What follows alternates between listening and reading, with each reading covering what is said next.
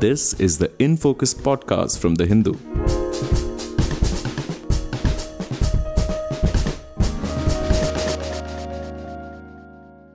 Welcome to another episode of the Hindus in Focus podcast. I'm Zubeda Hamid, your host for today.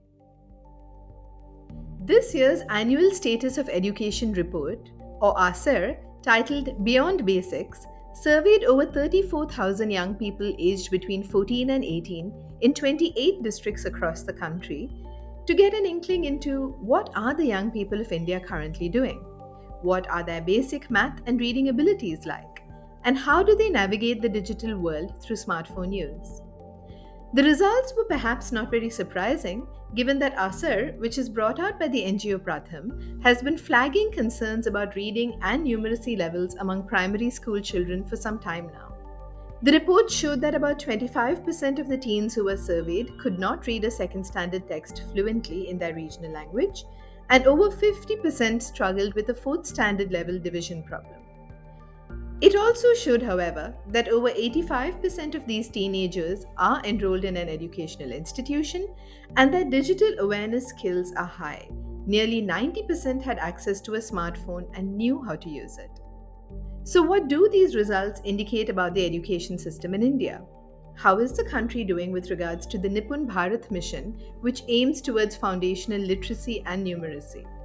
Will the gaps in education hurt the employment prospects of these young people, and how can they be fixed? Can their ease with digital devices be harnessed towards bettering their education? We delve into these questions and more with Rukmini Banerjee, CEO of the Pratham Education Foundation. Hello, Dr. Rukmini Banerjee, and welcome to the Hindus in Focus podcast. Thank you so much, Zubeda, for having me here. So, Dr. Banerjee, the ASER report this time has found that 25% of teenagers in rural India are struggling to read a second standard textbook in their regional language. Does this, do you think, point to a fundamental problem with our primary school teaching? As you know, that this ASER is not our usual ASER. It's a much smaller in scale. First of all, it focuses on the age group 14 to 18, which we believe is an age group on which we need to really think about, many aspects of what they are doing, what they are thinking about, and so on. So this ASER is one of our gap year ASERs. After doing ASER, the usual ASER for 10 years at a stretch, after 2014, we moved into this every alternate year, we do something smaller, but something deeper. And 2017, we focused on this age group, and now we are back to it 6 years later. So it is much smaller in scale. It's only one district per state, except in Madhya Pradesh and Uttar Pradesh, where the states are big. So we have two districts. And then we cover many other aspects as well. So yes, the data shows that percentage of children, of youth in this age group are not able to read. But by the way, this is not new news. Every single ASER since 2005 has pointed to the fact that even in Standard 8, which is the last grade in which for which the usual ASER is done, has shown this consistent finding. So it's something that has been known all along. I think what is different in this ASER is that you can also see what they young people in this age group, what else they are doing, what else they are aiming to tackle, and so on. So while 25% are struggling to read is true, but you have to also look at some of the other aspects that we've covered here for the first time. Tell us a little bit about, as you said, this is looking at the 14 to 18 age group, not just with regard to their reading and arithmetic abilities, but also what they're thinking, how they're using smartphones, what are their aspirations in terms of higher studies, etc. Talk to us a little bit about one of the positive findings was that enrollment rates continue to be high, despite the fact that many people thought that post-pandemic these rates would drop, correct? And the number of children going for tuition classes has also risen. Does this indicate that parents are still focusing on education as a priority? Yeah. So before I go into that, I also wanted to make one more point that we don't refer to these findings as national findings because this is a sample of about 1,600 villages.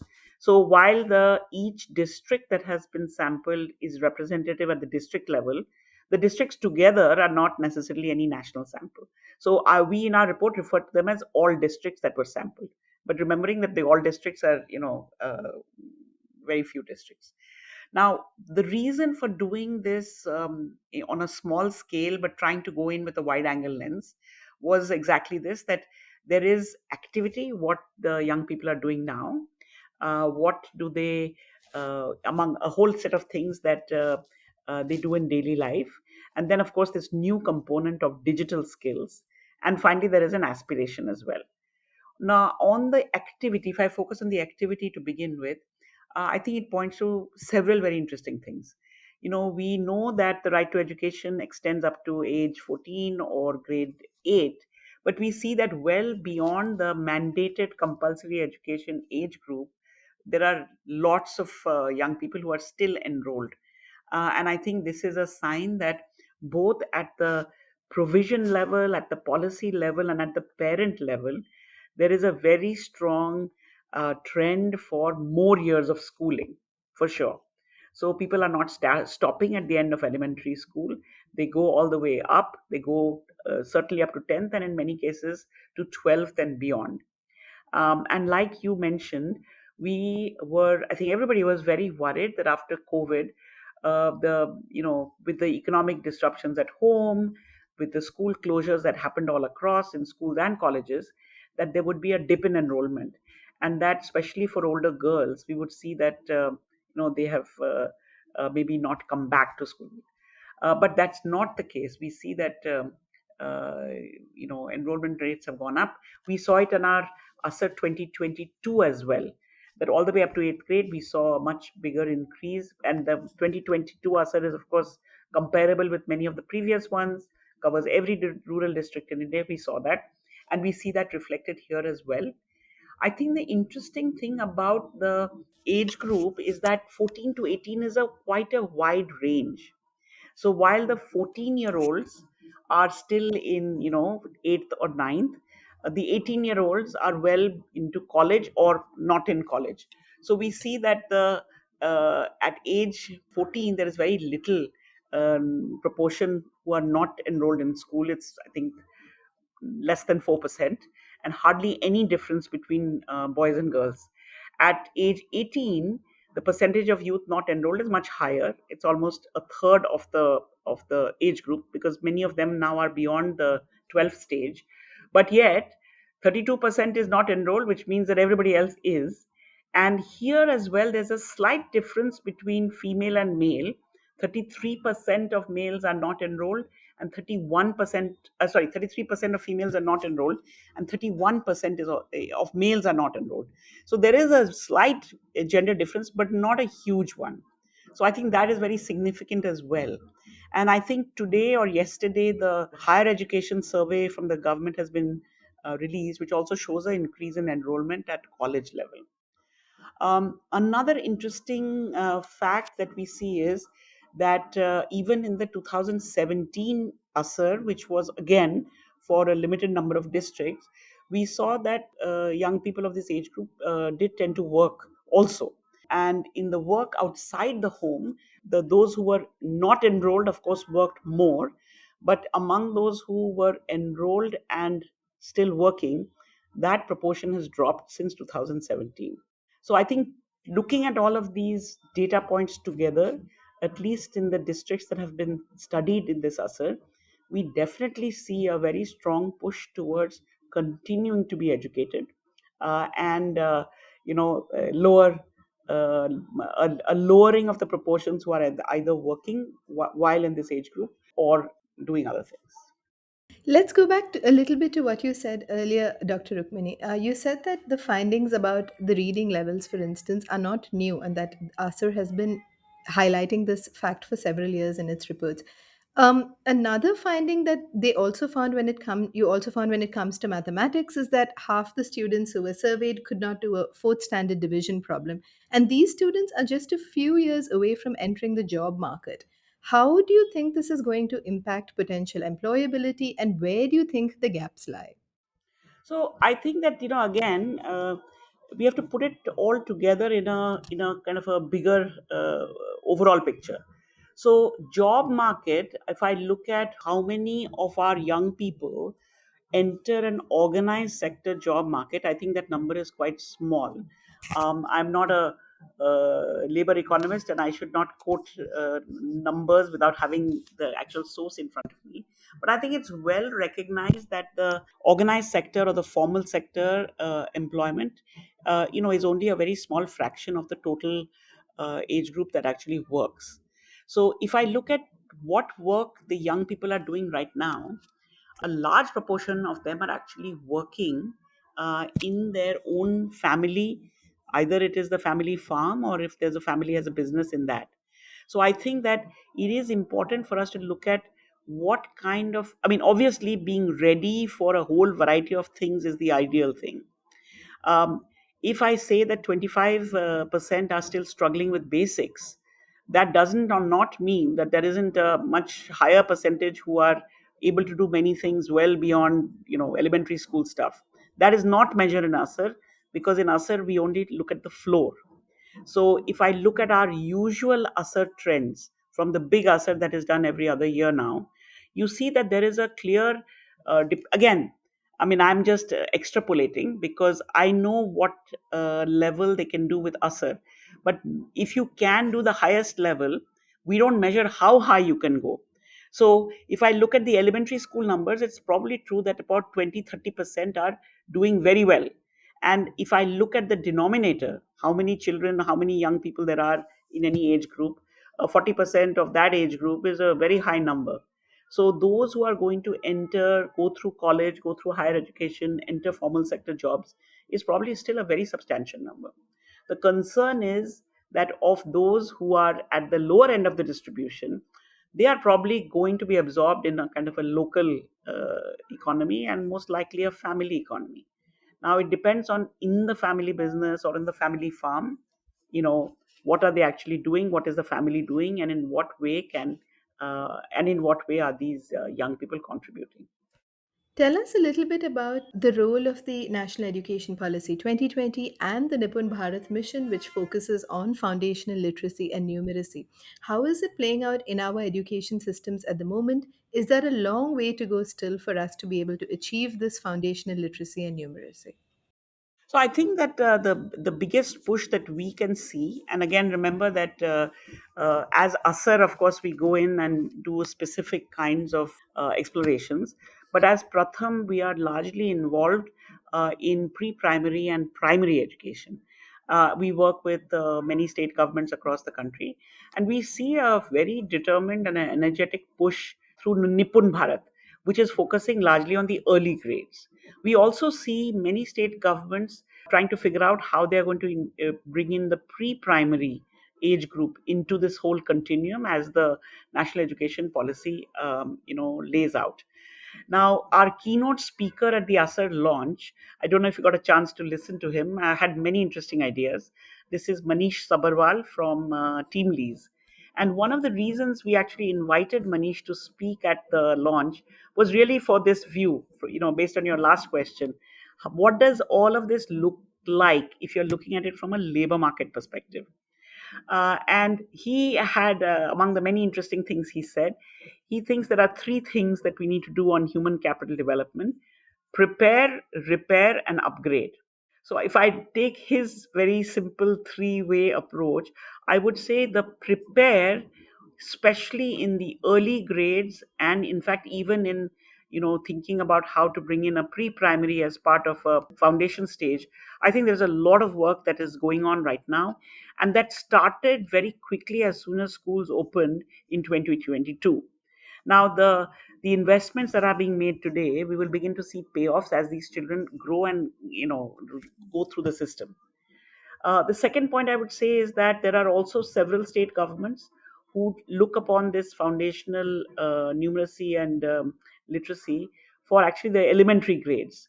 There are several state governments where this catch up of foundational literacy and numeracy is also being pushed in grades 3 and upwards. Punjab, Andhra Pradesh, Bihar, in UP, there is a strong push to get up to this catch up to be done in fourth and fifth as well, and there may be other states as well. I think where so the national education policy actually opens up all of these possibilities. I do think that as you go higher in the school system, the compulsions of teaching and learning of the grade level expected curriculum is quite high. And so what I'm hoping that with this ASER, where we are looking at only the this age group 14 to 18, that the new education policy says universal secondary schooling is a goal, and that efforts can be made to help those who have dropped out or need catch up. I don't have the policy right in front of me, but there is reference to that.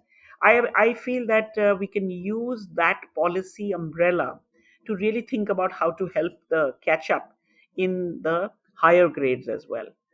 um, I think there is also talk in the new education policy about flexible ability to take courses of different types.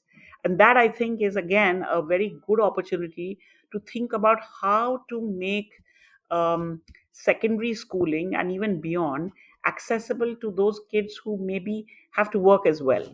So I do feel that looking through the new education policy, there are many things that can be tagged on to the kinds of insights that we are seeing from the data. Introduction of skilling, whether it is learning for work or learning for life, is also something that the new education policy refers to.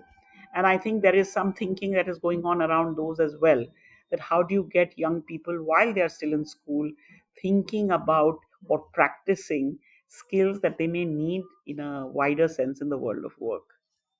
That's interesting what you said, Dr. Banerjee, about trying to focus on these catch up skills even when the kids are in higher classes, like classes 7, 8, 9, 10, etc.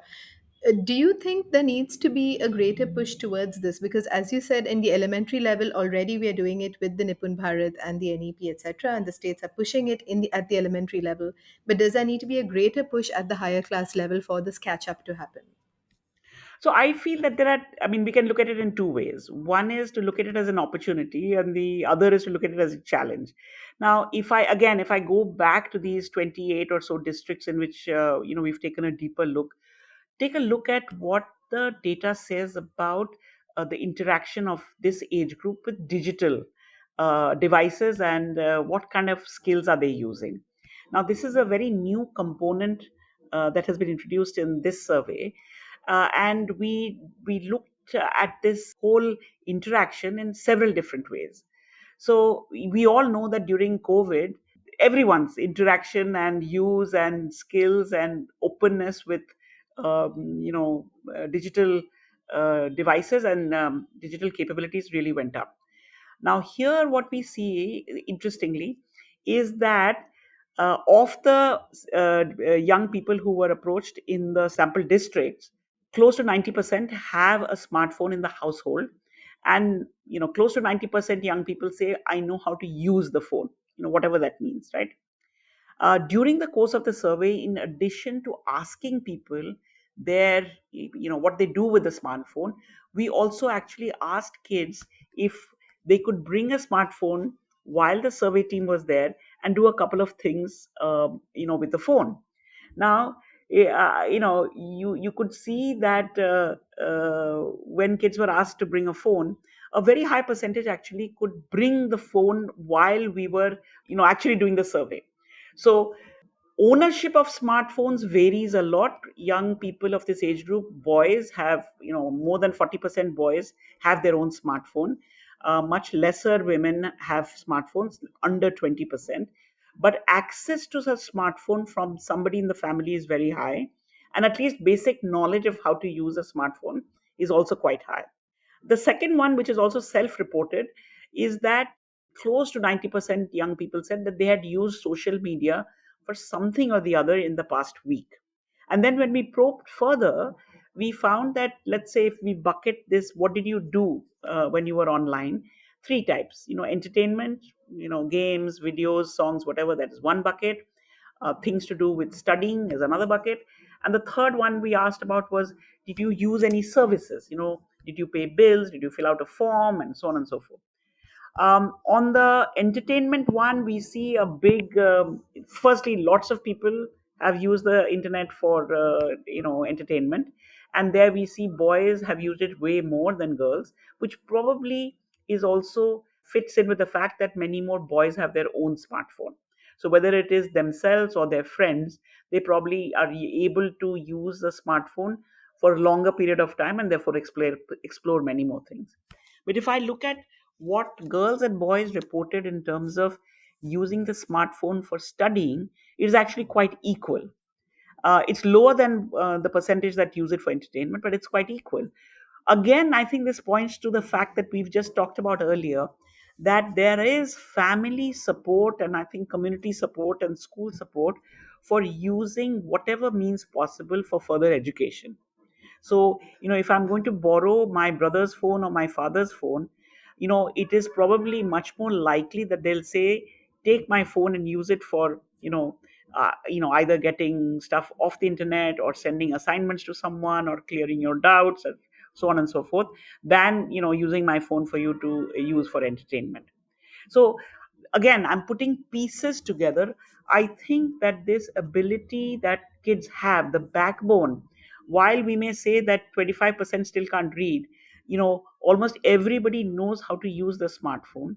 So if I'm going to plan catch ups, or if I'm going to plan, exposure of young people to, possible future pathways, if I want to expose them to the kinds of skills you need to have to get ready for work, I think using social media, using devices, using digital infrastructure could be a huge help in this. And I think this is probably much more likely as a mechanism to help this age group get further than some of the younger one, where like in Nipun Bharat, you actually need teacher and parents and actual materials and a lot of instructional time to get them there. Now, how exactly all this should be done is obviously a question which experts will have to look into. But I think what these districts of this year's ASER are saying is that a backbone has been built. Now, how do we build on that digital backbone is something that is really worth thinking about. That has neatly answered my question about how digital use could be harnessed for better skill development. So thank you. Last question, Dr. Banerjee. Let's talk a little bit about the gender disparities here. One finding of your report was that the girls are less likely to enroll in STEM or science-based courses compared to boys. Is this a significant finding, do you think? So I think that again, our survey points to certain things. And I think the way to look at this year's ASER is to say the things that we are pointing to, we need to go and dive deeper and figure out further. Because this is just a first step. Now, are girls not enrolling in STEM, or are there those choices not available in the high schools that they attend? We are not able to figure out which it is, because we have not surveyed the institutions in which they are studying to see if this choice was even possible. Now we see that, for example, those who are enrolled in government institutions, the proportion of males or females taking humanities courses is higher. Now, this may mean that we don't have sufficient science and math teachers available in the high schools in which these kids are attending. So, all we can see is what they are doing today, but whether they chose to do it or it was a default option, we are not able to tell. But I certainly think that looking at rural high schools across different states and seeing what teachers we have for what subjects might be something that we should do quickly. And again, my school may not have a science teacher, a physics teacher, or a chemistry teacher who can teach me at 10 standard level, but I can be connected digitally to other schools or other sites. The government has done a lot on this Diksha platform on connecting, or making available through QR codes and other means. So if I have access to that, so for example, if schools are connected through the internet, some of these difficulties could be, leapfrogged over. So I think for this age group, this being savvy about how to navigate digital pathways has to be leveraged. One more interesting thing I wanted to point out, that in terms of the things that they are doing with digital devices, those who are still struggling to read are also doing them. So it's not that just because you are not able to do, whatever level of basic math or language, you're left out. You're just able to do it less successfully than the others. So how do we use these pieces that we are seeing to come to fit together to really create more and faster opportunities for these young people? I think that's what we should take away from this, Asir. Can I mention one more thing, Zubeda? I don't know Yes, if I of course. mentioned it, that we see for this age group, and I think this is something that one of the articles by Madhav Chavan in the report refers to, that if you look at girls and boys overall, you see gender differences, especially with reference to their what they can do on the online. But if I compare boys who own cell phones, their own cell phones, and girls who own their own cell phones, the proportion of this, of course, is very different. But once I compare apples to apples, we see very little gender difference if each of the category, boys or girls, owns their own cell phone. So maybe in the, around whatever 2006, 7, 8, there was a whole provision of bicycles for girls to go to high school. Maybe the time has come to say, if a girl has her own smartphone, she can maybe navigate many more pathways more easily today than she could earlier. So I just wanted to put this out as well. That would be an interesting proposition. Thank you, Dr. Banerjee, for speaking to us today. Thank you, Zubin. In Focus will be back soon with analysis of the biggest news issues. In the meantime, you can find our podcast on Spotify, Apple Podcasts, Stitcher, and other platforms. Just search for In Focus by The Hindu. We'll see you soon.